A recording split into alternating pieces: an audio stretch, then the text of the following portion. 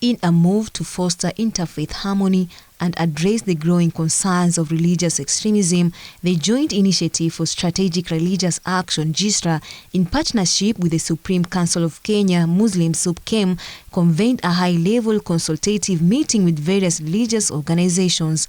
Kulingana na dini zetu wa Kristo na Waislamu na wasiokuwa wa Kristo, sisi nchi yetu ni moja na uwiano ndio kitu cha muhimu sana, ambapo kwamba likitokea jambo lote linahusiana na mambo ya dini tunazungumza kwa kauli moja, na kama kuna jambo la kuweza kurekebishwa likaweza kurekebishwa katika mswada ambao kwamba ulikuwa umeletwa na Mheshimiwa Danson Mungatana. Ilikuwa ni muhimu watu wote wakae chini wazungumze ili wakubaliane, ndio waone njia ya sawa sawa ya kuweza kuleta uwiano katika baina ya serikali na dini zetu katika nchi hii.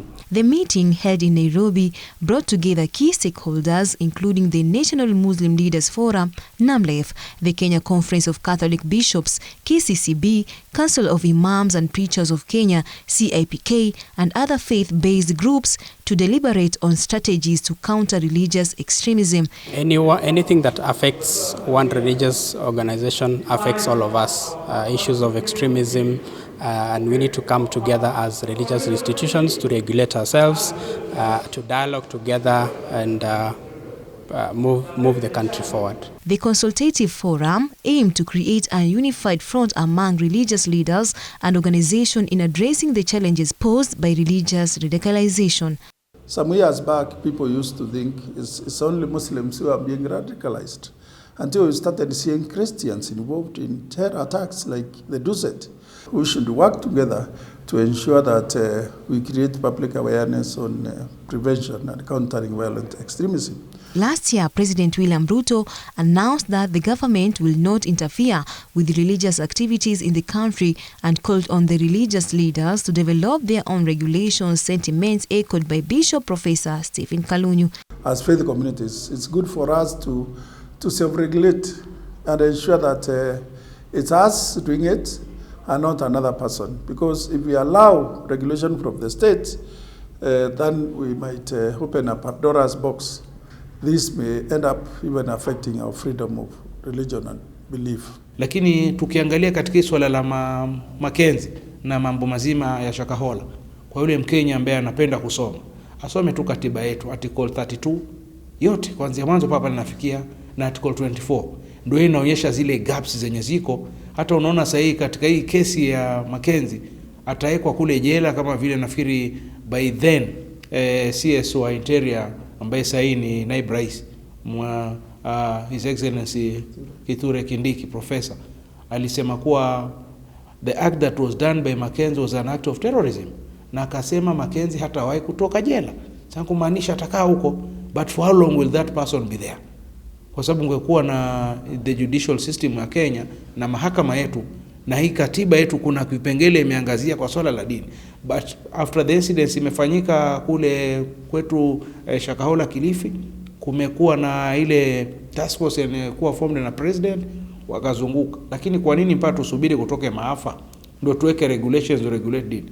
This came after the horrors of the Shakahola massacre that resulted in the death of over 400 people and the disappearance of hundreds of others. It was not on the part of religious institutions that what happened in Shakahola happened, and we said that it is because of the laxity by security agencies and the government is the reason why we saw quite a lot of people dying in Shakahola, and the case is still active up to now, but of course it has dragged for long.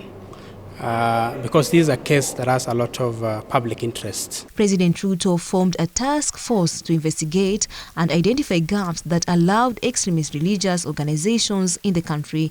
Sisi kama watu wa Kilifi, mimi nikiwa nimetoka Kilifi kwenye swala zima la Shakahola na yale mauaji ya halaiki yalifanyika, ni kwamba ni kitu ambacho kinatia huzuni, because ni makosa kabisa kuua young souls, killing of wale wa mama wetu. Alafu kuna big burden pale kaunti ya Kilifi katika ile mortuary yetu ya Malindi. There are a lot of unidentified bodies, over 500 bodies still unidentified. I think only 10 were identified. So sasa tunajiuliza ile stima inaenda ya kuhakikisha ile mili inahifadhiwa, ile badi inamwangukia mwananchi wa Kilifi bado ambaye ni mlipa ushuru. So tungependa serikali ikuje na mkakati ya pengine ya disposal ya wale ndugu zetu ambao walipoteza maisha, na Mungu awarehemu, kwa sababu si kupenda kwao, ni ile upotofu na ile kuwa walikuwa na azima ya kwenda mbinguni haraka kabla ule muda hujafika. Religious freedom allows us to worship freely without fear as faith communities. And so today it's important for us as faith communities to look at those bills, give recommendations, so that we are vigilant. We are not found unawares of some legislations that we did not participate in the co-creation of those bills. A key agenda of the meeting was the analysis of the task force report that sparked widespread debate, with some stakeholders expressing concerns over its potential implications for religious freedom. The Constitution guarantees freedom of religion, conscience and belief under Article 32. But the Constitution also restricts freedoms under Article 24.